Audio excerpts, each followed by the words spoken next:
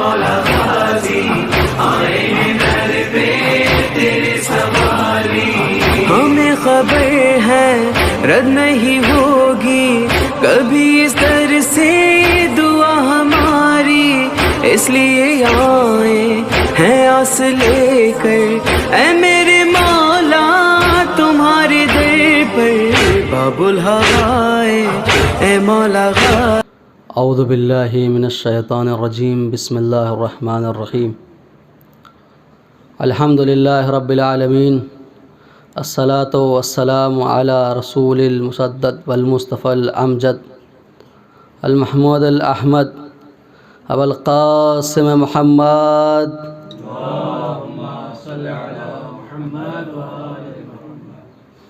ثم الصلاۃ والسلام علی وصیہ ووزیرہ وابن عم وصاحب لوائه اسد اللہ لکل طالب المطلوب لکل طالب امام المشارق والمغارب الذي حبه فرض واجب على الحاضر والغائب مولانا مولا الثقلین والزینبین اسد اللہ اذن اللہ عین اللہ اراد اللہ وجہ اللہ نقطۃ باء بسم اللہ الرحمن الرحیم الذین اذهب اللہ عنکم الرجس ویطہرکم تطہیرا.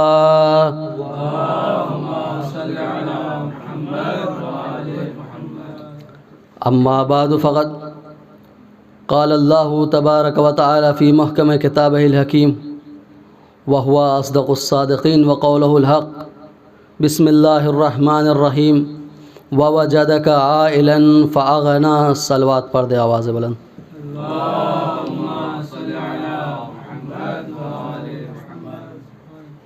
سامعین گرامی قدر، بزرگان، علماء کرام اور خطبہ ذوی الاحترام، مسلسل آپ ایک عشرے سے تقاریر سنتے آ رہے ہیں، علماء کا بیان سنتے آ رہے ہیں. آج ہمیں بھی موقع ملا انشاءاللہ، جیسا کہ آج کی مناسبت کے لحاظ سے آج وفات حضرت شہزادی جناب خدیجہ سلام اللہ علیہا کی آج مناسبت ہے، تو کوشش یہ رہے گی کہ ان کے کچھ فضائل کے گوشے اور پھر مصائب اور پھر آپ کے رحمت کو تمام کر دوں گا. ظاہر سی بات ہے کہ میں نے آپ کے سامنے قرآن مجید کی ایک آیت کی تلاوت کا شرف حاصل کیا کہ جس میں پروردگار عالم اپنے حبیب سے مخاطب ہو کر کے فرماتا ہے کہ اے محمد، کیا جب میں نے تمہیں تنگ دست پایا تو اپنا مال دے کر کے غنی نہیں کیا تھا؟ پوری توجہ سے سنیے گا عزیزان محترم. پروردگار رسول اکرم سے یہ کہہ رہا ہے کہ جب ہم نے تمہیں تنگ دست پایا تو کیا اپنا مال دے کر کے تمہیں غنی نہیں کیا؟ یہ اپنا مال دے کر کے غنی کرنے کا مطلب کیا ہے بھائی؟ یعنی یہ اس وقت ہی ہوگا کہ جب رسول اسلام کے آنگن میں یا رسول کے صحن میں یا رسول کے گھر میں اللہ آسمان سے اشرفیہ نازل کر دے. پوری توجہ سے سنیے گا، یہ اس وقت ہی ہوگا کہ جب اللہ کسی دفینے کو رسول کے لیے ظاہر کر دے. لیکن جناب رسول اکرم کی مدد کس طریقے سے اللہ نے کی؟ مال خدیجہ کو دے کر کے رسول کی مدد کی. اور اللہ نے کیا کہا کہ میں نے تمہیں اپنا مال دے کر کے غنی بنایا. پتہ یہ چلتا ہے کہ خدیجہ کا مال اللہ کا مال ہے. غور نہیں فرمایا آپ نے. دوسرا جملہ آپ کو دینے جا رہا ہوں. اب یار رسول اللہ کے لیے آسمان سے کوئی شے آنی چاہیے تھی، اشرفیاں آنی چاہیے تھی، زمین سے کوئی دفینہ نکال دیتا اللہ. لیکن خدیجہ کو مال کو اللہ نے اپنا مال کیوں کہا؟ پروردگار وجہ بتا دے، ریزن بتا دے. توجہ کریے گا، وجہ بتا دے پروردگار. یہ کہنے کی کیا ضرورت تھی؟ پروردگار بتانا چاہے گا. سنو، غور کرو اس جملے پر. کیا پروردگار کیا کہنا چاہ رہا تو؟ کہا میں نے خدیجہ کے مال کو اپنا مال کہہ کر مہر لگا دیا کہ مال خدیجہ مال حلال ہے. غور نہیں فرمایا آپ نے. خدیجہ کا مال مال حلال. ایک صلوات پڑھ دے محمد و آل محمد پر.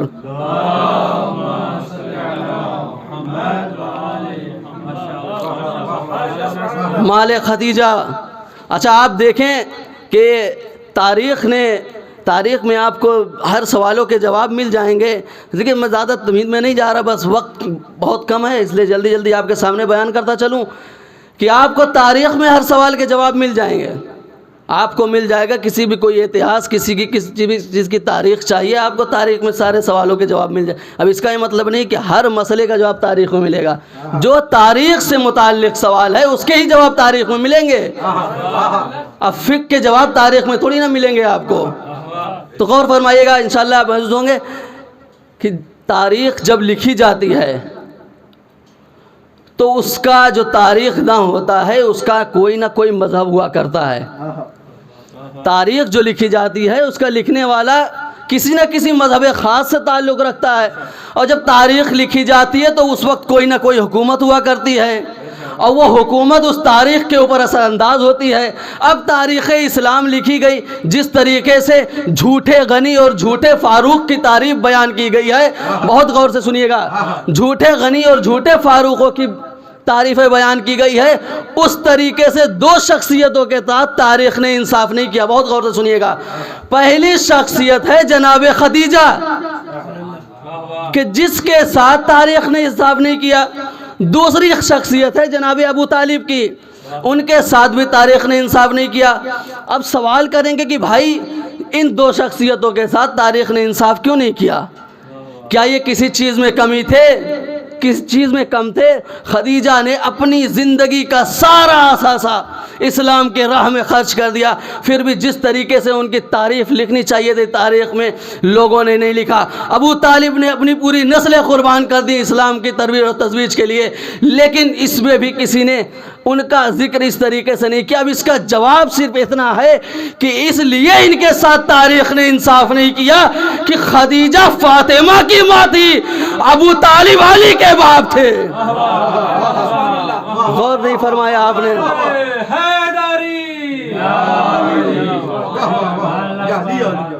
اس لیے انصاف نہیں کیا کہ خدیجہ جو ماں تھیں وہ فاطمہ کی ماں تھیں اور ابو طالب علی کے باپ تھے، اسی لیے تاریخ نے انصاف نہیں کیا. بہرحال تاریخ انصاف کرے، تاریخ تعریف کرے یا نہ کرے، ان سے اس پر کوئی فرق نہیں پڑتا. یہ وہ ہستیاں ہیں کہ جن کے لیے اللہ قصیدے گایا کرتا ہے. یہ وہ ہستیاں ہیں کہ جن کے لیے اب یہ بات ہوئی کہ جناب خدیجہ نے اپنا مال دے کر کے اسلام کو کس طریقے سے غنی کیا. اب بہت جلدی ایک واقعہ آپ کے سامنے، پھر ربط مصائب انشاءاللہ. جناب خدیجہ کا ایک واقعہ آپ کے سامنے بیان کرتا چلو. ایک مرتبہ رسول اکرم مایوس ہو کر جناب خدیجہ کے پاس حاضر ہوئے. حاضر ہونے کے بعد جب جناب خدیجہ نے دیکھا کہ میرے والی و وارث مایوس کھڑے ہیں، ایک مرتبہ کہنے لگی یا رسول اللہ وجہ کیا ہے، سبب کیا ہے، بیان کریے آپ کی مایوسی کا سبب کیا ہے. ایک مرتبہ رسول اللہ جب مایوس دیکھا تو جناب خدیجہ نے سبب پوچھا. جناب رسول اللہ نے ارشاد فرمایا کہ اے خدیجہ، امت کی غربت نے مجھے مایوس کر دیا. اب خدیجہ کوئی عام شخصیت کا نام نہیں ہے، عام خاتون کا نام نہیں ہے. خدیجہ کے سامنے اس وقت سینکڑوں کنیزیں، بہت غور سے سنیے گا، سینکڑوں کنیزیں، سینکڑوں نوکر، غلام، خادم، سب کچھ موجود. ملکۃ العرب کا خطاب خدیجہ کے نام، سب کچھ موجود. لیکن جیسے ہی رسالت کے اوپر کچھ اثر پڑا تو خدیجہ نے یہ نہیں کہا کہ فلاں نوکر تم جاؤ، فلاں کنیز جاؤ، اشرفیاں لے آؤ، محمد کو دے دو. روایت ملتا دی تو خدیجہ اپنی مسند سے اٹھی اور غرفے میں داخل ہوئی اور لا کر کے اشرفیوں کا اتنا ڈھیر لگا دیا کہ راوی کہتا ہے کہ ادھر سے دیکھو تو محمد نہیں نظر آتے، ادھر سے دیکھو تو خدیجہ نظر نہیں آتی.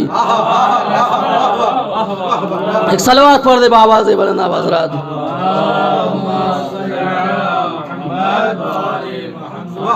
اتنی اشرفیاں اسلام کی راہ میں. اچھا ایک بھی اگر شہزادی ایک بھی اگر اشرفی نکال کے رکھ دی ہو کہ یا رسول اللہ یہ آپ کے کام کی نہیں ہے تو کوئی بات ہو، لیکن اس بات پر دلالت ہے کہ شہزادی نے ایک اشرفیاں نہ نکالی. پتہ یہ چلتا ہے کہ مال خدیجہ مال حلال ہے، نہ اس میں کسی بچے کا حق ہے نہ کسی یتیم کا، سب کا حق ادا کرنے کے بعد جو شہزادی نے دولت کمائی تھی اسے اسلام کے راہ میں نثار کر دیا. ایک صلوات پڑھ دے آپ حضرات.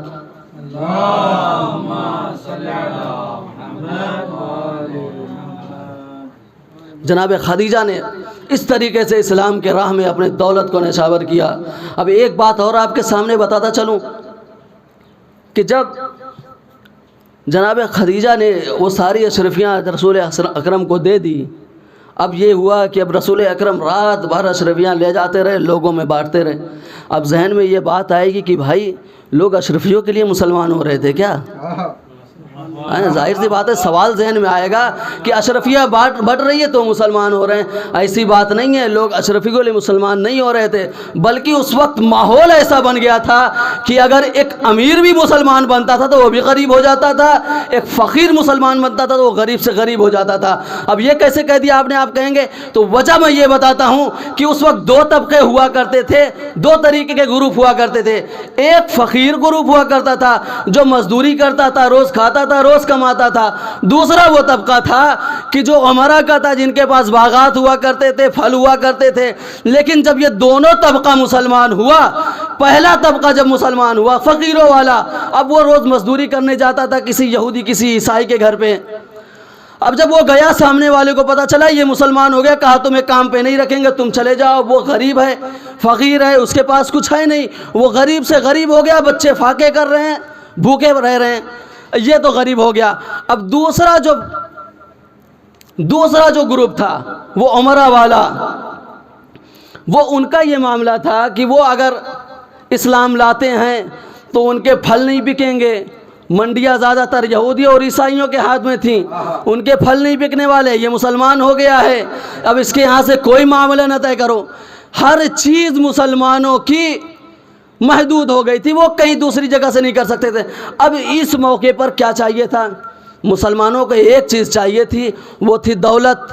اب دولت جب ہوگی تو مسلمان کی منڈیاں بھی ہوں گی، مسلمان کے نوکر بھی ہوں گے، مسلمان کے مزدور بھی ہوں گے، مسلمان کا سب کچھ مسلمانوں کا ہو جائے گا، یہودیوں سے کوئی ربط نہیں رہے گا۔ اب اس وقت اللہ کو کیا کرنا اللہ کو اپنی طرف سے اشرفیہ نازل کر کے یہ کہنا چاہتا ہے، یا رسول اللہ لے جائیے، آپ کے دین کو ضرورت ہے، آپ لے کے جائیے۔ لیکن اللہ نے یہ نہیں کہا، اللہ نے کہا کہ یہ رسول خدیجہ کی طرف جائیے اور خدیجہ کو دین کا اسپانسر بنائیے گا۔ ایک صلوات ورد محمد و آل محمد پر۔ خدیجہ کو دین کا اسپانسر بنایا۔ دیکھیے میرے عزیزو، اسلام کی راہ میں اب میں ایک بات اور کہتا چلوں آپ کے سامنے، اگر مال خدیجہ اور محنت ابو طالب اسلام سے نکال لی جائے تو ممکن ہے کہ اسلام میں سلام تک نہ بچے گا۔ بہت بڑا جملہ کہہ دیا میں نے، ممکن ہے کہ اسلام میں سلام تک نہ بچے گا۔ ایک صلوات پڑھ دیں آپ حضرات۔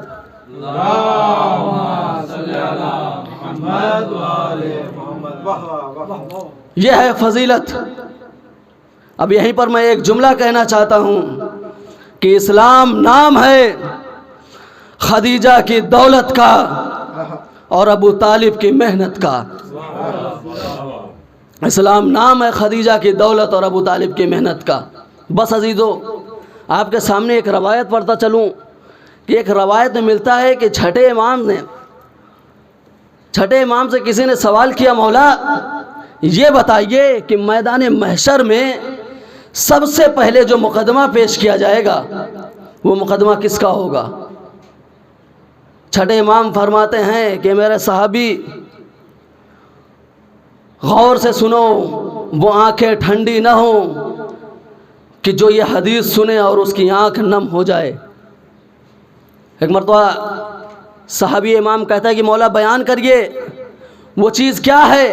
ایک مرتبہ امام کہتے ہیں کہ جب میدان محشر ہوگا اور جو سب سے پہلے مقدمہ پیش کیا جائے گا وہ جناب خدیجہ بنت خویلد اور جناب فاطمہ بنت اسد پیش کریں گی، وہ مقدمہ ہوگا محسن کا۔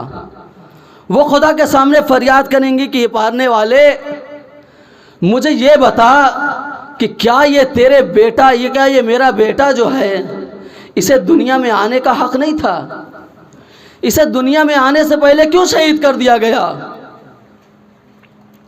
خدا آپ کو کوئی غم نہ دے سوائے غم اہل بیت کے۔ چھٹے امام سے روایت ہے، امام فرماتے ہیں کہ جب پہلا مقدمہ پیش کیا جائے گا تو اس میں یہ بتایا جائے گا، جناب خدیجہ اور جناب فاطمہ بنت اسد کہیں گی کہ اے پروردگار، یہ میرا بیٹا محسن ہے، کیا اس کا حق نہیں تھا؟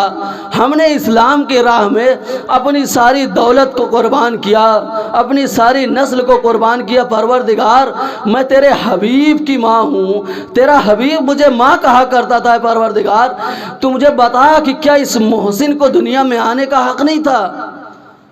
ہاں عزیزدارو، اب بات یہاں پر ذہن میں آتی ہے کہ جب جناب خدیجہ اور جناب فاطمہ بنت اسد محسن کا مقدمہ پیش کریں گی تو محسن کا مقدمہ جب یہ دونوں بیویاں پیش کریں گی تو فاطمہ کے ہاتھ میں فاطمہ کس مقدمے کے لیے سامنے آئیں گی؟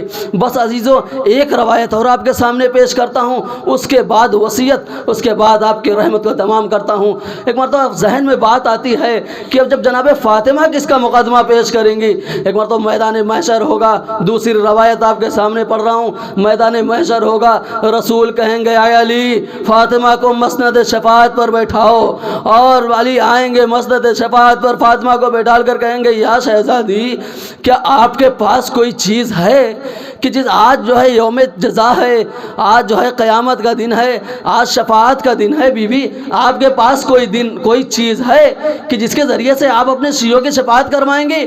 ایک مرتبہ شہزادی فرمائیں گی، شہزادی کے ہاتھ میں کوئی چیز ہوگی۔ اب ظاہر سی بات ہے، اب ذہن جائے گا شاید شہزادی کے ہاتھ میں حسین کا کٹا ہوا سر ہو، شاید شہزادی کے ہاتھ میں اکبر کا جگر ہو، شاید شہزادی کے ہاتھ میں اصغر کا لاشا ہو، لیکن میرے عزیزوں یہ سب چیزیں روایت میں نہیں ملتی۔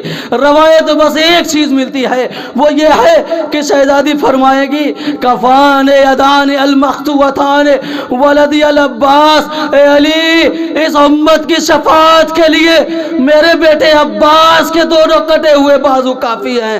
جزاکم اللہ، خدا آپ کو کوئی غم نہ دے سوائے اہل بیت کے۔ عزیزو بس آخری روایت، آج شہادت کی تاریخ، وفات کی تاریخ ہے شہزادی کی۔ ایک مرتبہ جب شہزادی کی وصیت کا وقت آیا، شہزادی نے تمام وصیتیں کی، قبر کے سلسلے میں وصیت کی، لیکن سب سے اہم وصیت جو شہزادی خدیجہ نے کی ہے رسول اکرم سے، وہ ایک وصیت یہ تھی کہ اے میرے والی و وارث یا نبی اللہ، یا رسول اللہ، ارے میں تو اس دار فانی سے چلی جاؤں گی، لیکن میری ایک امانت فاطمہ ہے جو آپ کے ساتھ رہے گی، یا رسول اللہ فاطمہ کو کسی طریقے کی کوئی کمی نہ ہونے دیجیے گا۔ ایک بار تو رسول نے، میں کہوں گا اے شہزادی، ارے آپ اس دنیا سے جا رہی ہے، ارے فاطمہ کے لیے رسول جیسا شفیق باپ موجود ہے، آپ کو فکر کی ضرورت نہیں ہے اے شہزادی، لیکن جب رسول اس دنیا سے جائیں گے تو اس قدر گریا کریں گے کہ اے علی میری بیٹی کا خیال رکھنا، میری بیٹی کا خیال رکھنا۔ الا لعنت اللہ علی القوم الظالمین وسيعلم الذين ظلموا ايام الانقلاب ينقلبون۔ پروردگار تجھے واسطہ اس مختصر سی عبادت کا حاضرین مجلس کی تمام دلی منارت کو پوری فرما۔